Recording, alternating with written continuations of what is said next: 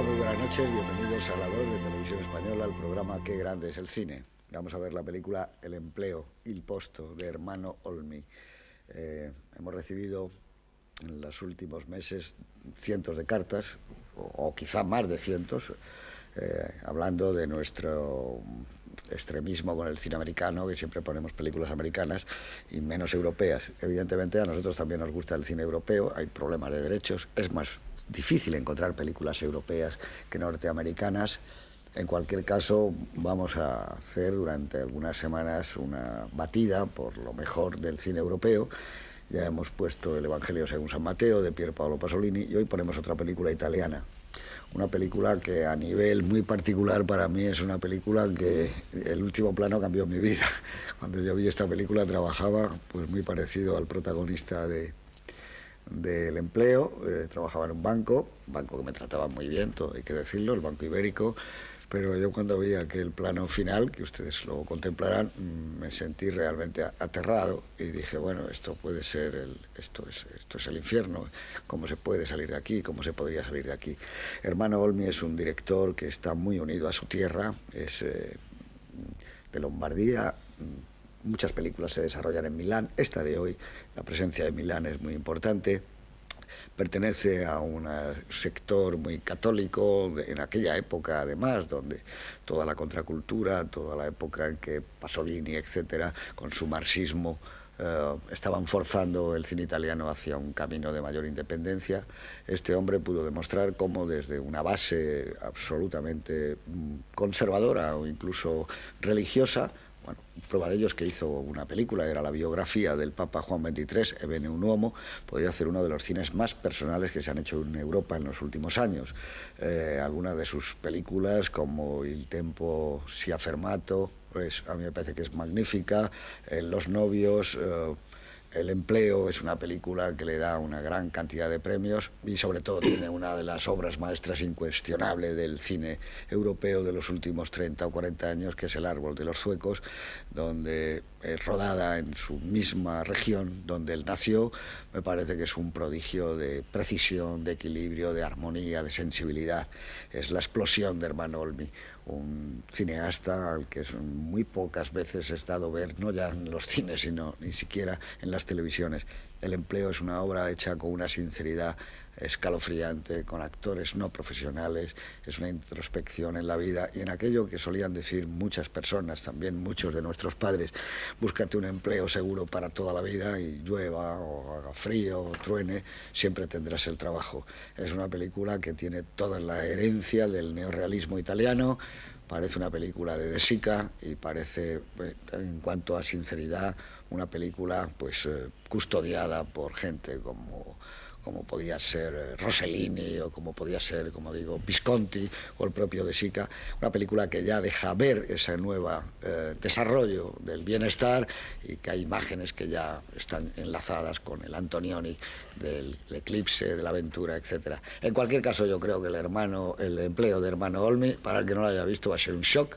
Es una película con una pegada poderosísima, es una película que hay que haberla vivido, hay que haber vivido como él, que trabajaba en una empresa en la Edison, y haber pasado por ello para saber que es real. Yo creo que cada fotograma de esta película, desde las oposiciones, de lo que es el empleo, lo que es pelearse por si una mesa tiene que estar delante o detrás, yo lo he vivido todo y la impresión que tuve con esta película fue feroz.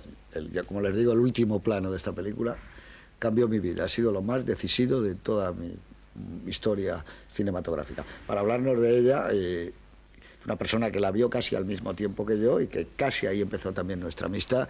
Estaba con nosotros Antonio Jiménez Rico. Muy buenas noches, Antonio. Buenas noches. Que vivió también la época mía de donde yo era el protagonista del empleo, que por cierto con su novia es la mujer del director Ermanno Olmi, con la que se casó y ha tenido 3 hijos, pero vamos, también lo conoce lateralmente. No, es curioso porque siempre se ha hablado de hasta qué punto esta película es autobiográfica de Ermanno Olmi, y estoy viendo que también lo es tuyo, es decir, que tenéis unos puntos en común, Ermanno Olmi y tú, que os... Pues que yo no he hecho El árbol de los suecos. Luego, claro, hay otras cosas que afortunadamente en un caso para él, en otro caso para ti, os separan.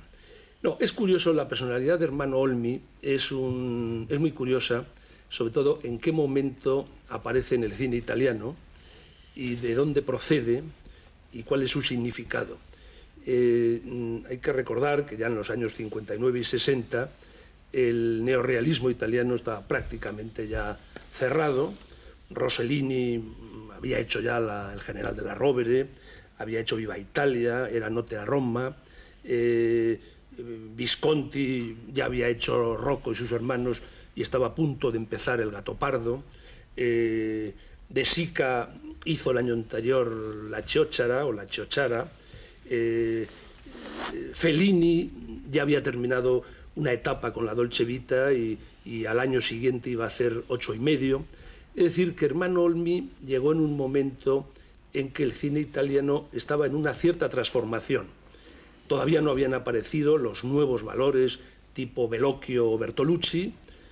Ese mismo año coincide la aparición de la primera película de Pasolini, Acatone, y realmente Ermanno Olmi cae en el cine italiano de una forma un poco extraña. En primer lugar, es un hombre que procede del documental, es un hombre muy vinculado a la democracia cristiana, con lo cual en aquellos momentos en el cine italiano tremendamente politizado y evidentemente casi todos los intelectuales, los cineastas, muy cercanos al PCI, al Partido Comunista. Entonces Ermanno Olmi cae como una especie de rara avis, de personaje extraño, cuya primera película, El tiempo se ha parado, se ha detenido, causó un impacto por algo que yo creo que va a marcar un poco todo su cine, el título de El tiempo se ha parado.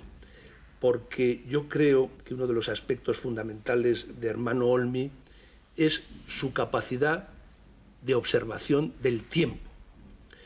Curioso que como documentalista, experto, fue un gran documentalista, hizo muchos documentales industriales, que son los más difíciles, de encargo de la empresa donde trabajaba, una empresa eléctrica, la Edison. Cuando empieza a hacer cine, siempre tiene esa herencia de los Rossellini y de otros grandes maestros, de hacer ese cine un poco en la frontera entre el cine de ficción y el cine documental. Evidentemente, Ermanno Olmi demuestra enseguida, en El tiempo se ha parado, y enseguida en Il Posto, y luego en su obra cumbre, El árbol de los zuecos, ser un minucioso observador de la realidad, pero yo diría que más exactamente del tiempo, porque el juego que él hace con el tiempo en todas sus películas es prodigioso. Es un tiempo que nunca es real, es un tiempo que en algunos momentos es alargado de una forma minuciosa, intencionada, pero sin llegar a los extremos de un alargamiento excesivo. En otros hace unas elipsis verdaderamente prodigiosas, y yo diría que los aspectos fundamentales del cine de Olmi, que a mí personalmente me interesan, es su independencia absoluta. Jamás ha estado en ningún grupo, en ninguna familia, en ninguna secta, digamos, por llamarla de alguna forma, de cineastas italianos. Él ha hecho siempre la guerra por su cuenta, haciendo películas muy raras, algunas en contra de lo que se tenía que hacer. Sin embargo, hay que reconocer que El árbol de los zuecos fue reconocida en todo el mundo y fue el gran premio del Festival de Cannes. Yo creo que acusa su procedencia del cine documental. Sus películas todas tienen mucho de esta observación de la realidad. Por otro lado, si no es neorrealista, yo diría que es un nuevo realismo, porque lo que él trata de reflejar en Il Posto, sobre todo, es una nueva Italia, la Italia del desarrollo, la Italia un poco ya del desarrollo industrial, sobre todo centrado en Milán, una Italia absolutamente distinta a la que se hacía en aquella época, que era la época de las grandes comedias italianas, una Italia triste, gris, en que las familias casi no hablan. Las escenas familiares de Il Posto sorprenden porque no tiene ese tono costumbrista que tiene siempre el cine italiano